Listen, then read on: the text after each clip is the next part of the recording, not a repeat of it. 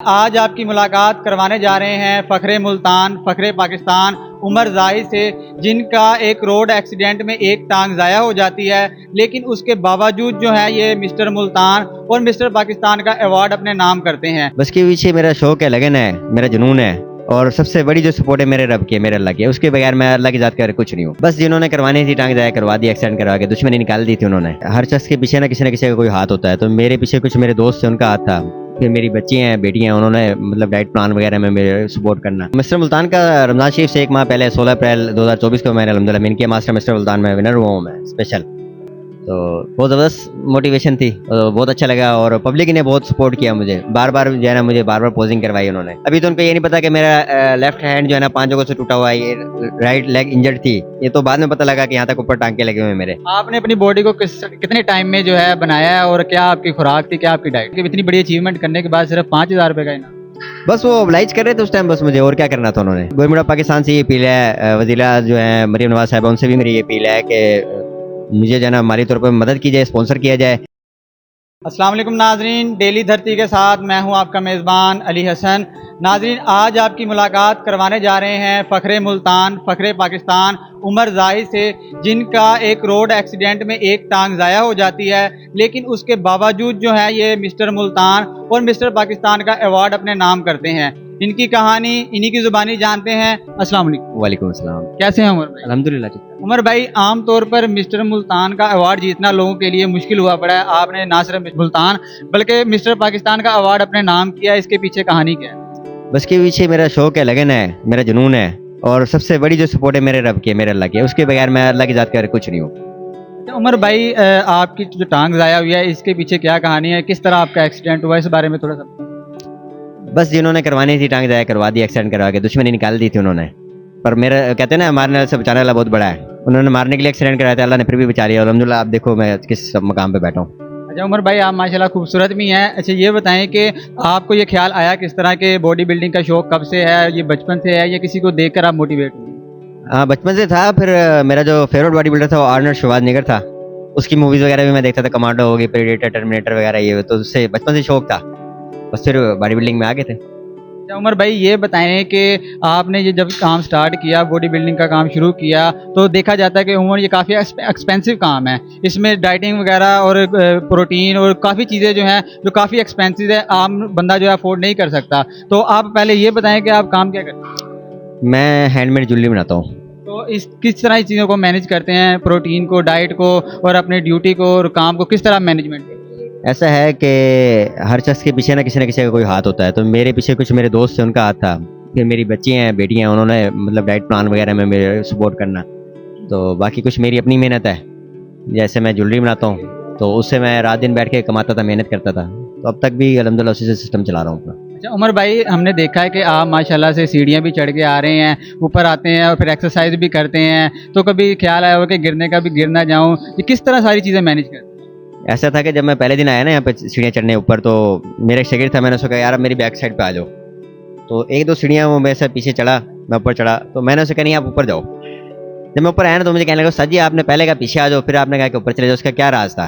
मैंने कहा राज ये था कि मैंने अल्लाह पे यकीन ईमान रखा हुआ अपना। तो तुम्हें पीछे लगाने का मकसद ये था कि मुझे अल्लाह की ज़ात पे यकीन नहीं है। मैं जब ऊपर चढ़ता हूँ ना तो अल्लाह ताला से मदद मांगता हूँ कि अल्लाह अपने निगहबान फरिश्ते भेज मेरी मदद के लिए। तो मैं जब इस ख्याल पे आया ना, मैंने कहा नहीं, बंदे को उठा के अल्लाह को बीच में डालो। तो अल्लाह को बीच में डाल के मदद मांगी, तो अल्हम्दुलिल्लाह उस दिन से लेकर अब तक मैं ऊपर चढ़ रहा हूँ खुद ही। अच्छा ये बताएं कि मिस्टर मुल्तान का अवार्ड आपने कब जीता और क्या उस वक्त फीलिंग थी आपकी? मिस्टर मुल्तान का रमजान शरीफ से एक माह पहले 16 अप्रैल 2024 को मैंने अल्हम्दुलिल्लाह मिनके मास्टर मिस्टर मुल्तान में विनर हुआ हूँ मैं स्पेशल। तो बहुत ज़बरदस्त मोटिवेशन थी, बहुत अच्छा लगा और पब्लिक ने बहुत सपोर्ट किया मुझे। बार बार जो है ना मुझे बार बार पोजिंग करवाई उन्होंने। तो फिर मिस्टर पाकिस्तान जो है मिस्टर पाकिस्तान का अवार्ड जीतने का ख्याल किस तरह आया और मुकाबले में किस तरह का मुकाबला था? क्या क्या उस वक्त आपकी फीलिंग थी और जीतने के बाद आपकी क्या फीलिंग? हाँ अल्हम्दुलिल्लाह, जब वहाँ पे गया था तो पाकिस्तान लेवल पे मैं खेला, तो उसके बाद जो है ना वहाँ जजेस वगैरह ने बड़ा सपोर्ट किया, पब्लिक ने बहुत सपोर्ट किया, बहुत अच्छी मोटिवेशन मिली। मोटिवेशन से गया था, अल्हम्दुलिल्लाह मोटिवेशन मिली। वैसे भी मैं ये सब कुछ करता हूँ ना, चलती फिरती मोटिवेशन दूसरों के लिए हूँ और नेवर गिव अप वाला बंदा हूँ। तो अल्हम्दुलिल्लाह तैयारी करके जब वहाँ स्टेज पे गया तो वहाँ फिर न्यूज़ वाले भी काफ़ी सारे चैनल वाले हैं, उन्होंने भी बहुत मुझे मोटिवेट किया।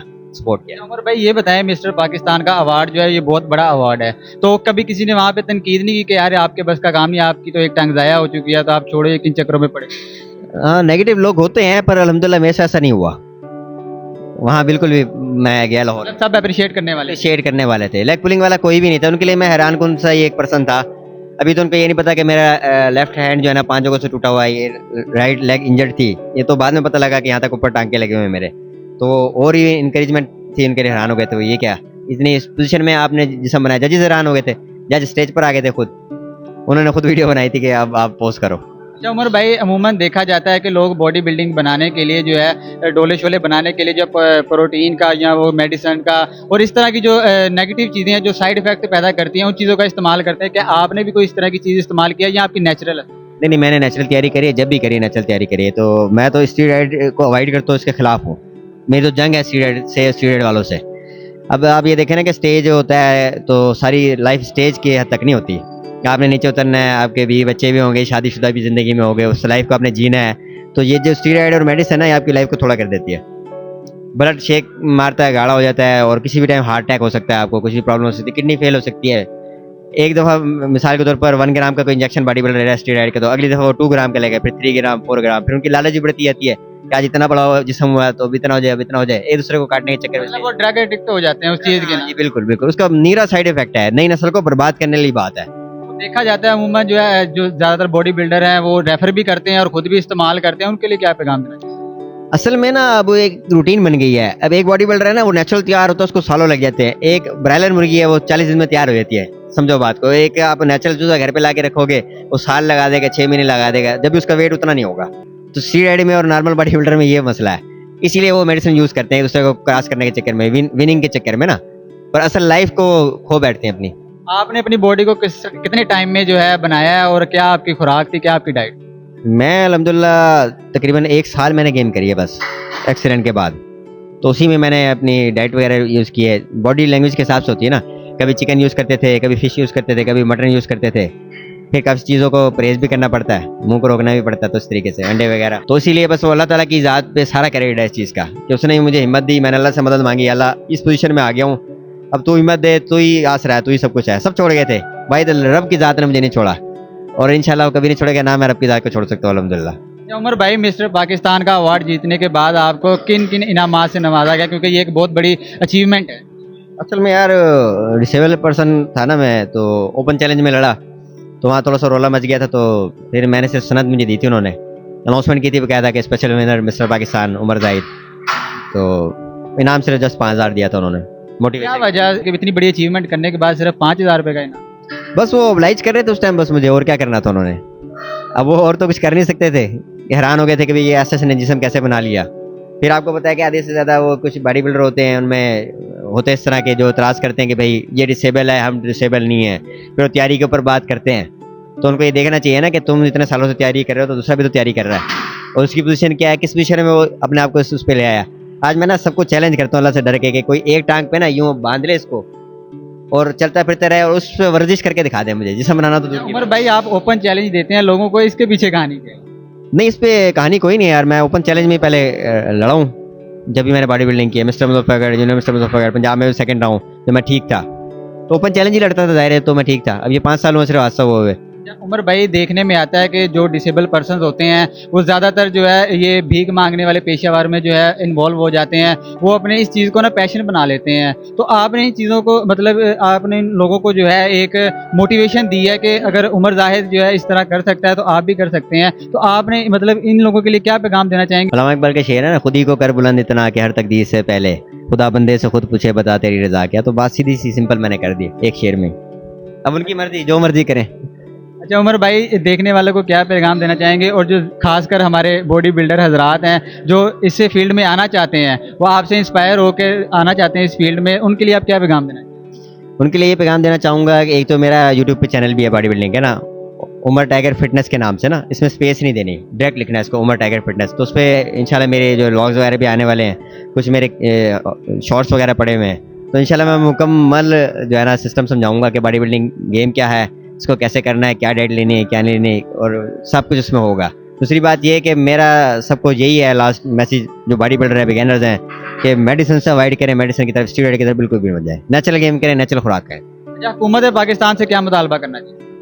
हुकूमत पाकिस्तान से मेरा ये मुतालबा है कि मुझे जो है ना अपना ज़ाती जिम बनाना है और मैंने प्रो कार्ड लेना है, मैंने इंटरनेशनल लेवल पे जाना है, तो मैं ऐसे नहीं जा सकता, अकेला बंदा इतना कुछ नहीं कर सकता। ये मेरी हिम्मत है कि मैं, अगर होता है महंगाई का दौर है, सबसे बड़ा मसला महंगाई का है, तो हमारा सांस लेना मुश्किल, जीना मुश्किल हुआ हो, तो आप अब सोच नहीं सकते कि मैं अपनी डाइट कैसे लेता हूँगा।